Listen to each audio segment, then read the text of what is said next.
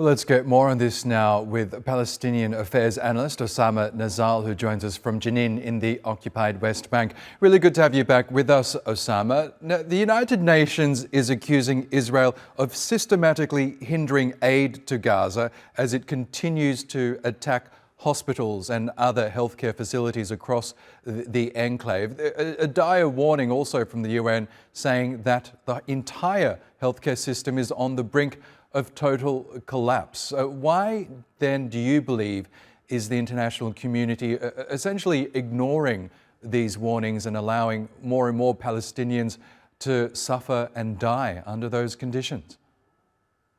Yeah, it is clear that the United Nations as an international body is impotent and no longer in action. We heard many warnings and a large number of reports were issued by human rights organizations that are part of the United Nations.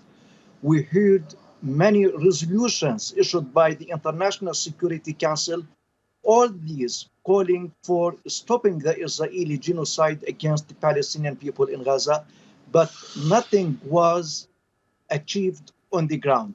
Why? Because Israel is acting as a state above the law.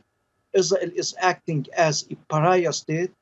It is doing whatever it wants against the Palestinians, and the world is watching how 7 children of Gaza died because of hypothermia. They don't have clothes, they don't have blankets to protect themselves against the very biting cold of this winter. And the international bodies are just issuing statements, writing reports, getting much money for these reports, but implementing nothing on the ground.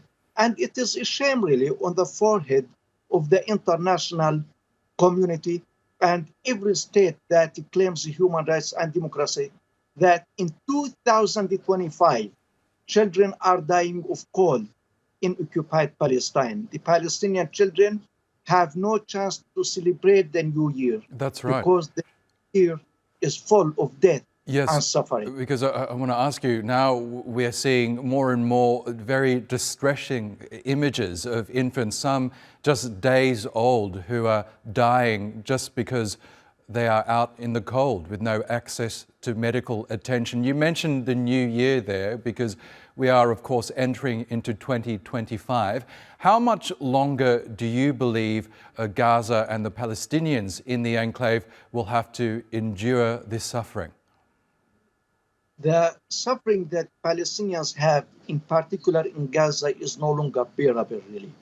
But when shall it end? It is difficult to answer because the only person who can answer this question is the Israeli War Prime Minister Benjamin Netanyahu, as he acting without taking into account any international warning, any intervention by any international organization or by any international government.